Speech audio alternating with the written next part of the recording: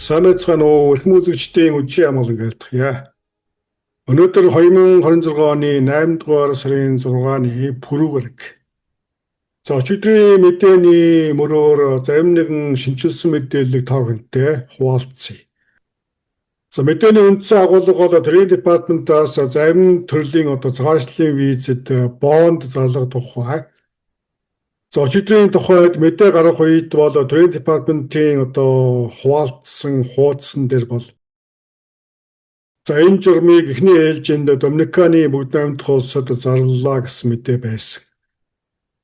За тэгвэл мэдээ гарсны дараагаар та бүхний харж байгаа Төрийн департаментаас албан ёсны мэдээллийг инхүү олон нийтэд нээлттэйгээр зарлалаа. За Төрийн департаментийн мэдээнээс бол сайн муу хоёр мэдээ байна. За нэгдүгээрт сайн мэдээ бол энэ бол хэд ерөнхий журам гэдэг нь бол тодорхой болж байна. За хэдийгээр энэ нь бол туршилтын хөтөлбөр гэж байгаа боловч энэхүү журамд дурдсан болон мөн холбооны бүртгэлийн албанд мэдүүлсэн хувилбараас үзэхэд энэхүү журамд тодорхой улс орны нэр бол заасангүй. За ингээд муу мэдээ бол мэдээж энэ журмыг бол ерөнхий байдлаар ашиглах буюу ямар ч улс орнд Америкийн элчин сайдын яам консулын албатаас цагаачлалын буюу ногоон картны өргөдөл гаргасан хүмүүсээс барьцаа буюу бонд шаардах ийм эрхийг олгож байна. За тиймээс үүнийг бол өргөн утгаар нь ойлгох хэрэгтэй болж байна. Өөрөөр хэлбэл тодорхой улс орн биш харин тухайн ярилцлаганд орж байгаа улмаар ногоон картны эрэхтэй цагаачлалын виз хүсэж байгаа хүмүүсээс хэрвээ тухайн хүн Америкт ирсэн даруйда төлбөрийн чадваргүй улмаар төсвийн хөрөнгөөр үзүүлдэг тусламж тэтгэмжийн хөтөлбөрүүдээс тэтгэмж авах эрсдэлтэй гэж үзсэн нөхцөлд 100,000-аас 250,000 хүртэл долларын барьцаа нэхэх ийм боломжийг нээж өглөө. За тиймээс Төрийн департаментийн мэдээнээс үзэхэд бол энэ журам зөвхөн ганц нэг улс оронд хамааралтай бус. Харин улс орнуудад байгаа Америкийн элчин сайдын яамдууд дээр ярилцлаганд орж байгаа виз хүсэгч тус бүрээс хамааран тотно гэдэг нь тодорхой боллоо. За тиймээс муу мэдээ бол Монгол улсын хувьд энэхүү журмаас ангид хамаарахгүй гэсэн ойлголт бол үндсэндээ хүчингүй болж байна. За мэдээж энэхүү журам гарсан нь бол бүх төрлийн ногоон картны буюу цагаачлалын виз хүсэгч нарт хамаарахгүй гэдэг нь тодорхой. За эдгээр бол гол төлөв төлбөрийн чадвартай гэдгээ хангалттай нотолсон хүмүүс бол энэхүү бонд буюу барьцаа байршуулж виз авах туршилтын хөтөлбөрт хамрагдахгүй гэдэг нь тодорхой болж байна. За тиймээс магадгүй 100-аас 250,000 хүртэл барьцаа мөнгө бонд байршуулж ногоон карт авах. За энэхүү туршилтын хөтөлбөрт ямар виз өсөгч илүү өртөмтгий байх вэ гэсэн асуулт гарч байна. За үндсэндээ Америкийн консулын албад дээр ногоон картны эрэхтэй цагаачлалын виз хүсдэг маш олон төрлийн визийн ангилал байгаа. За эдгээрээс энэхүү туршилтын хөтөлбөрт багтаж болохыг эрсдлээр нь ангиж үзвэл жагсаалтын нэгт бол яа харахгүй гэр бүлийн спонсорлсон цагаачлалын виз бол яа харахгүй багтаж байна. За гэр бүлийн спонсорлсон гэдэг маань мэдээж IR1, CR1 буюу Америкийн нэгдсэн улсын иргэнтэй гэрэлсэн хүн. За IR2 буюу Америкийн нэгдсэн улсын хүүхдүүд. За F1 буюу Америкийн нэгдсэн улсын иргэний гэрлээгүй хүүхэд. Цаашлаад F2A, F2B буюу ногоон карттай хүмүүсийн гэр бүлийн хүн болон хүүхдүүд. Мөн гэрлээгүй насанд хүрсэн хүүхдүүд. За ингээд цаашлаад F3, F4 зэрэг төрлийн визүүд илүү өртөмтгий байж болно гэсэн тайлбарыг хийж болохоор байна. За эдгээр нийхүү жагсаалтын нэгдүгээрт орж байгаа шалтгаан бол бид бүхэн мэдж байгаа. Эдгээр төрлийн өргөдөл агшд бол I-864 маягтаар хөрөнгийн баталгаа гаргадаг визийн төрлүүдэд багтаж байгаа. Тиймээс энэхүү I-864 маягт дээр мэдүүлсэн орлого хөрөнгийн баталгаа хангалтгүй гэж үзсэн нөхцөлд дээр дүрдсэн туршилтын хөтөлбөрт хамрагдаж улмаар консулын албадаас барьцаа мөнгө байршуулах ийм санал ирж магадгүй гэдгийг За очир мэддэг хүмүүс хуульчид, ажиглагчид бол тэмдэглэн хэлж байгаа. За хоёрдугаарт бол Америкийн нэгдсэн улсын иргэний эцэг эхийг одоо энэхүү жагсаалтанд оруулж болохоор байна. За дашин дөрөвдөхөд энэхүү одоо барьцаа шаардаж байгаа үндсэн одоо уг шалтгаан бол виз төсөгчид Америкийн нэгдсэн улсад ирсэн дөрвөд одоо public charge буюу төлбөрийн чадваргүй, ажиллах одоо чадамжгүй, улмаар орлого олох боломжгүй улмаас төсвийн хөрөнгийн одоо халамжинд долдуудах, төсвийн хөрөнгөөр үзүүлдэг элдв одоо халамж тэтгэмжинд харагдах гэсэн ийм одоо ерөнхий ойлголтыг хэлж байгаа. За тиймээс энэхүү public charge гэдэг ойлголт бол одоо зөвхөн орлого хөрөнгийн барьцаанаас гадна мөн одоо тухайн хүмүүсийн нас, ажлын түүх, мэргэжил, англи хэлний мэдлэг зэрэг маш олон хүчин зүйлсийг харгалзан үздэг байна. За тиймээс Америкийн одоо иргэний эцэг эхийн хувьд бол одоо харьцангуй одоо настай хүмүүсийн тоонд багтаж байна. За үүний улмаас англи хэлний мэдлэг бас одоо жирийн хэмжээнд биш байж болно. За тиймээс одоо хөгшин хүмүүсийн хувьд бол хөрөнгийн баталгаанаас гадна мөн одоо насны болон бусад хүчин зүйлсийн улмаас одоо барьцаа байршуулах шаардлага одоо хүлээж магадгүй гэсэн таамаг хийж болохоор байна. За тиймээс эдгээр төрлийн одоо гэр бүлийн спонсорлсон цаашлуулын визэнд орж байгаа орох гэж байгаа хүмүүсийн хувьд бол одоо хөрөнгийн баталгаагаа маш сайн гаргаж орлогоо мэдүүлэх шаардлага бол зайлшгүй үүслээ. За жагсаалтын 3 дугаарт бол мэдээж ногоон картны суулаагаар одоо ногоон карт авах гэж байгаа хүмүүсийг бол нэрлэж болохоор байна.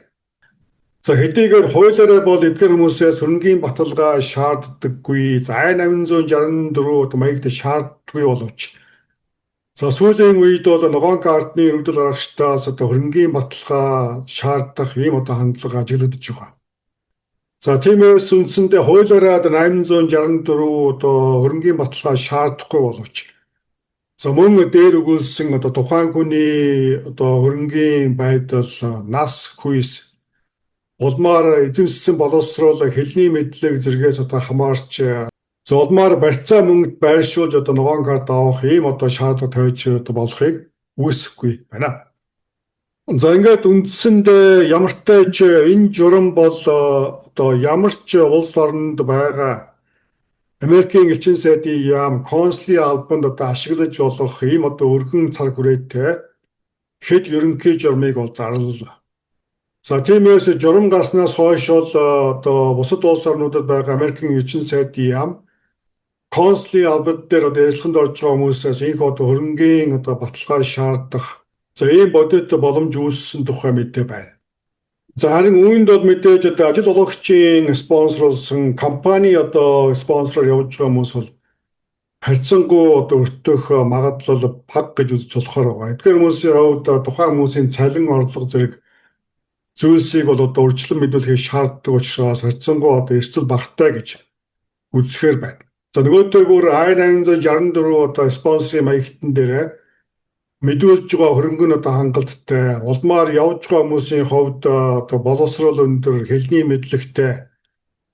За ингээд ажлын туршлагатай, Америкт очиод ажиллахад ажлын байр, бэлэн зэрэг хүчин зүйлс мөн одоо энэхүү журамд хамаарахгүй байх магадлалыг өндөрсгөж өгөхөөр байгаамаа. За дахин хэлэхэд энэ бол одоо бүх төрлийн цаашлын визийн ярилцлаганд орж байгаа хүмүүст тэгш хамаарахгүй. За зөвхөн консулын ажилтан тухайн хүнийг одоо public charge болох эрсдэлтэй гэж үзсэн нөхцөлд эсвэл public charge болох үндэслэлтэй гэсэн шалтгаанаар одоо виз татгалзсан нөхцөлд дээр дурдсан одоо барьцаа байршуулах ийм одоо саналыг тавих боломжтой гэдгийг дурдхан зүйтэй. За нөгөөтэйгүр одоо мөнгө байршуулсан дөрвөө виз авна гэдэг үг бас хараахан биш. За барьцаа мөнгө байршуулснаас гадна мөн одоо тухайн хүнд хамаарах цаашлал болон визийн холбогдлолтой хууль журмаар тавигдсан шаардлага хүчинтэй хэвээр байх юм а. За Монгол улсын хувьд бол энэхүү журамд бол өртөмтгий байгаа. За бид бүхэн мэдж байгаа өнөөгийн байдлаар хоёр ч одоо цаашлалын хориг гэж хэлж болох зүйлд бол хамрагдсан байгаа. За энэ бол мэдээж нэгдүгээрт Монгол улсын хувьд цаашлалын визийг олгохыг одоо төр зогсоосон. За хоёрдугаарт аяллаа эзэр явж байгаа хүмүүсээс одоо өндөр барьцаа шаардах хоёр одоо хоригд орсон байгаа. За тиймээс үндсэндээ Монгол улсаас цагаачлалын визэнд орж байгаа хүмүүсээс одоо барьцаа мөнгө нэхэж магадгүй. За ийм 3 дахь хоригод өгүүлжиж магадгүй тухай мэдээ байна. За ингээд дахин хэлэхэд энэхүү журам бол журам гарсан өдрөөс хойш даруй одоо өчнө төгөлдөр хэрэгжиж эхэлсэн байгаа. За тиймээс одоогийн байдлаар Улаанбаатар дахь Америкийн элчин сайдын яамн дээр тендэн байгаа буюу хүлээгдэж байгаа. Улмаар шинээр одоо ярилцлаганд орж байгаа хүмүүс энэхүү одоо журам үйлчилж магадгүй ийм мэдээ байна. За тиймээс энэхүү журамд одоо өртөх магадлалтай гэж үзэж байгаа бол магадгүй одоо цагаачлалын хуульч өмгөөлөгчөөс энэ талаар лавтай одоо зөвлөгөө мэдээлэл авах шаардлага бол үүслээ. За нөгөөтэйгүр Америкийн дотоодод ногоон картны одоо өгдөл гаргаж байгаа хүмүүсийн хувьд манай мэдээлэлээс өмнө мэдээлж ирсэн. За энэхүү public charge гэх одоо ойлголтыг хэрхэн ашиглах тухай шинжилсэн журам бол зэрэг 9-р сарын 18-наас эхлэн одоо хэрэгжиж эхлэхээр байгаа. За энэ журам мөн ялгаагүй одоо энэхүү public charge гэх одоо ойлголтыг маш одоо өргөн цар хүрээгээр одоо ашиглах. За өмнө нь public charge журамд одоо төдийлөн харгалзаж үздэггүй байсан хүчин зүйлсийг за public charge болгоход эрсдэлтэй гэсэн одоо шийдвэр гаргахад ашиглаж болохоор заасан байгаа. За ингээд эцсийн дүндээ бол Америкийн одоо ногоон карт өсөж байгаа хүмүүсээс за маш сайн одоо хөрөнгийн баталгаатай байх ийм шаардлага бол Америкийн дотор болон Америкийн гадна одоо хэлийн чандад хэрэгжиж эхэллээ. За ингээд үүнтэй холбоотой цаашдаа өрнөх үйл явдлыг манай суугаар цаг тухайн үрдэнд мэдээлэх болно. Та бүхэнд Прүүгаргийн тооч мэдээгээ хүргэлээ. За манай суугт subscribe хийж байгаа, гишүүнээр хэлсэж байгаа үзэгч, дэмжигч та бүхэнд гүн талархал илэрхийлье. Та бүхний дэмжлэгт маш их урам зориг орж байна. За та бүхэн хэрвээ манай суугт subscribe хийж хараахан амжаагүй байгаа бол за яг одоо subscribe хийж бидний ажлыг дэмжээрэй гэсэн. За ийм хүсэлтийг уламжлан илгээхээр байна. Өнөөдрийн мэдээ анхаарлаа хандуулсан үзэгч та бүхэнд баярлалаа. Дараагийн мэдээгээр удахгүй уулзъя. Санхүү даатгалын мэдээллийг сургаар биш их сурвалжаас нь бид танд хүргэнэ. Ашиглахад хэлбэр автомат хяналтын самбартай цахилгаан зарцуулдаг орчин үеийн олон шатлалт Ковей ус цэвэршүүлэгч нь тоосон цар, лаг шавар, хүнд металл, биологийн болон химийн бохирдлыг устгаж, элдв үнэрийг арилгаж, усыг сэнгэнсэн амттай цэвэр болгодог эрүүл мэндийн шидэд төхөөрөмж юм.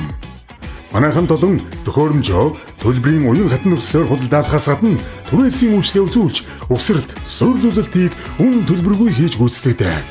Ковей Purifier